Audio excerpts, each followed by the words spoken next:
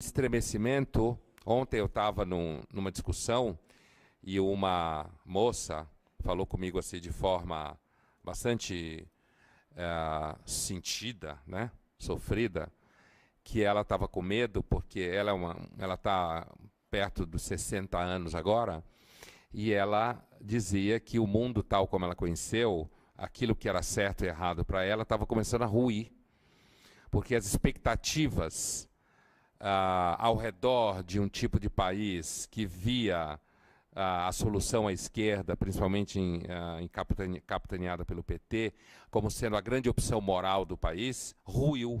Todo mundo sabe do que eu estou falando, não preciso entrar em detalhes. Ruiu, né? Veio ao chão. E isso levou e continua levando grande parte, digamos assim, da inteligência brasileira a um sentimento de desorientação. Leva professores ao sentimento de desorientação. Porque tem um primeiro momento que você xinga, né? Então você xinga quem subiu ao poder, você xinga quem ganhou a eleição, você xinga quem fez maioria. Mas chega um momento que você para de xingar e você começa a perceber que, na realidade, o mundo que você achou que existia não é exatamente daquele jeito, né? Aí você pode entrar numa e dizer, não, então o mundo não é confiável, ninguém presta, aí vem aquela ladainha do sofrimento. Ninguém presta, ninguém é confiável, né? Isso no Brasil, né? Estou falando do Brasil, daqui a pouco eu vou para o mundo. E aí isso significa que aí vem uma eleição municipal, e essa eleição municipal no Brasil apresenta uma guinada claramente de afastamento daquilo que o mundo ao redor do PT significava. E quando eu estou falando o mundo ao redor do PT, eu não estou entrando no debate político enquanto tal. Eu estou me referindo a uma visão de mundo que existia, certo? E essa visão de mundo acabou, ruiu, né? Aqueles que se pensavam que eram santos, não são. Independente da sua opção ideológica. Estou falando fora da opção ideológica. O resultado é que no momento que acontecem essas eleições municipais no Brasil, a gente sabe que elas são as eleições municipais talvez mais importantes depois do fim da ditadura, porque elas representaram um movimento do país de afastamento da visão de mundo que dominava o país desde a ditadura. E isso para a inteligência pública é difícil, porque a inteligência pública era orgânica com a esquerda. É difícil para a maior parte dos professores e alunos e estudantes, porque continuam crescendo na expectativa de que esse universo que representava o PT significa o universo do bem. E por isso que os analistas portugueses colocaram isso encostado na Inglaterra e na eleição do Trump. Por quê? Porque é um momento de ruptura. No caso nosso do Brasil aqui, é um momento de ruptura em relação à nossa história dos anos 60 para cá, principalmente. Tá?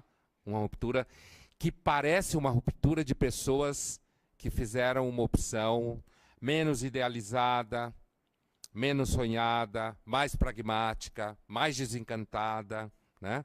Uma opção que alguns leem como o fechamento, recuo, uma opção conservadora, né? Alguns falam o crescimento dos evangélicos, né? Quando as pessoas discutem a eleição municipal do Rio de Janeiro e falam da vitória do Crivella, isso dá medo em muita gente. Quando a gente fala da inteligência pública e universitária, dá medo em muita gente. E não só nesse universo.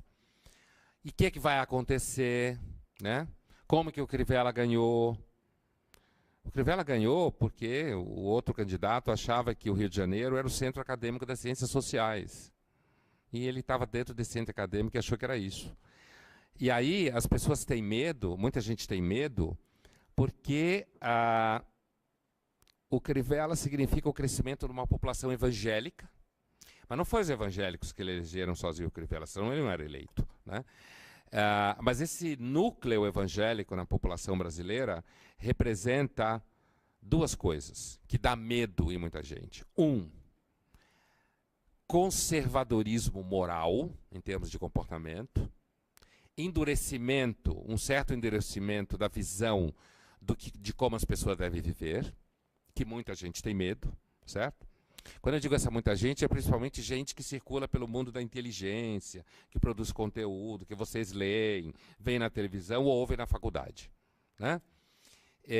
E outra coisa, representa uma tendência ao que a gente chama de liberalismo popular. E os evangélicos, como os protestantes, tendem a acreditar que as pessoas não devem ganhar se elas não trabalharam por isso. Isso é a mentalidade de raiz protestante, né? Você ganha aquilo que você faz. E, portanto, há uma tendência a um discurso de diminuição do Estado. Duas coisas juntas que dá medo em muita gente. Conservadorismo moral, portanto, discurso centrado na família, discurso de redução de certas questões que têm a ver com comportamento, sexualidade, por exemplo, certo? E ao lado disso, um discurso do tipo assim: você trabalhou, você merece, você não trabalhou, não me enche o saco. E isso significa uma certa crítica a, digamos assim, ajuda social, gasto social, certo? Né? Uma valorização, inclusive, da vida dentro da igreja e não da vida dependente do Estado, né? Então você pega gente que vem de classe social menos privilegiada, que às vezes trabalha como empregada doméstica, essa mulher entra na igreja, ela começa a fazer amizade, ela chora, consegue levar o marido dela, ele também chora, ele bebia, enchia a cara, batia nela.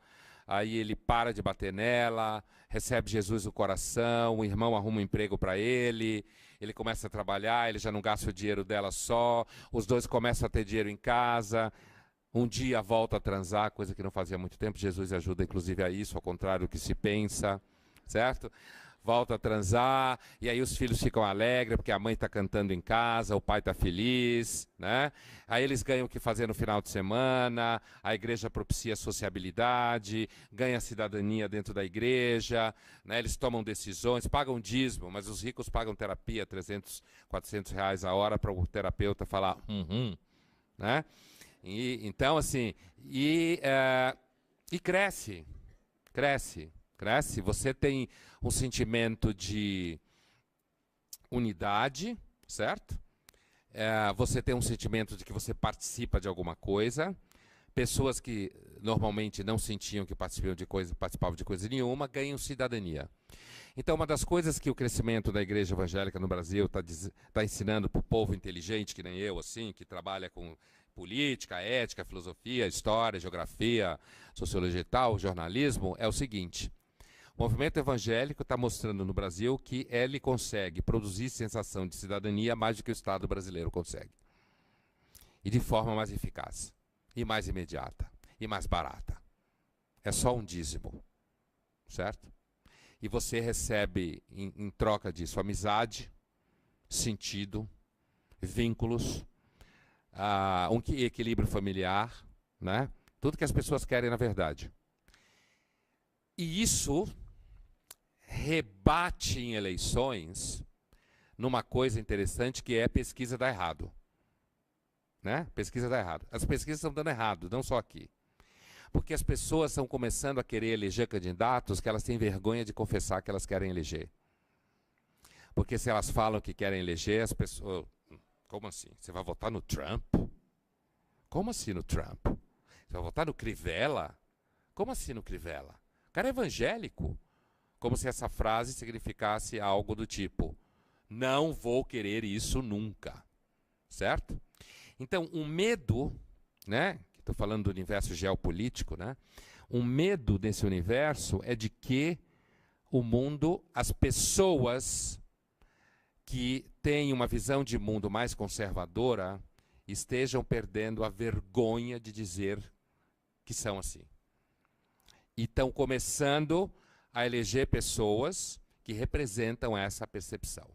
Então, se fala na mídia, como assim o Congresso brasileiro, que saiu da última eleição, em que a Dilma ainda foi reeleita, já saiu mais duro, conservadoramente falando, e se as eleições municipais, como normalmente elas sinalizam, Se as eleições municipais da agora continuarem a sinalizar um impacto nas grandes eleições de dois anos depois, a tendência é isso se radicalizar, né? E então, isso gera uma sensação, principalmente no universo da reprodução do pensamento público. Eu estou insistindo nisso porque é isso que vocês ouvem, é isso que a gente ouve, é daí que produz a percepção. Isso causa o sentimento de que o mundo está mudando, o Brasil está mudando, e de repente pessoas saíram da toca e começaram a falar, sei lá, vou usar um clichê, gente que vira e fala assim, eu acredito em Deus mesmo, e daí? Ou eu acredito na família, e daí? Né? Ou eu sou evangélico mesmo, eu congrego em tal igreja, e daí? Né? E isso você ouve, como assim? Da onde você apareceu?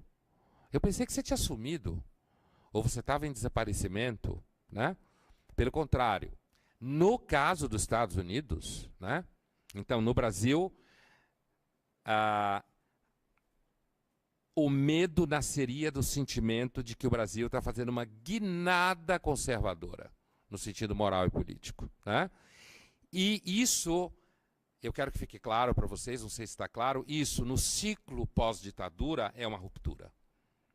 É uma ruptura porque as pessoas tinham medo de dizer que pensavam assim, queriam isso, porque tinham medo que achassem que elas eram torturadoras, malvadas, cruéis.